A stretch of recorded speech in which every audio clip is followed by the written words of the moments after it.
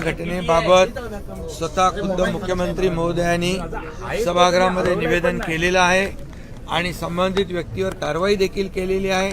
कुठल्याही परिस्थितीमध्ये लोकशाहीमध्ये जे आपले फंडामेंटल राईट्स आहेत त्याच्यावर कुणालाही गदा आणता येणार नाही।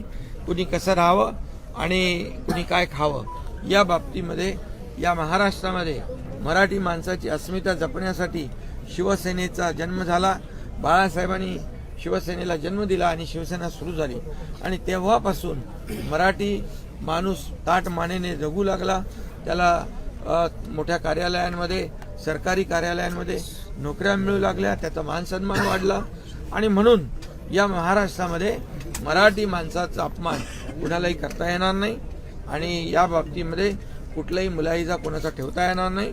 संबंधित घटनेवर सरकारने गांभीर्याने घेतलेला आहे। पुन्हा एकदा सांगतो मी, मुख्यमंत्री महोदयांनी सभागृहामध्ये या बाबतीमध्ये भाष्य केलंय आणि कारवाई देखील केली। मराठी भाषेला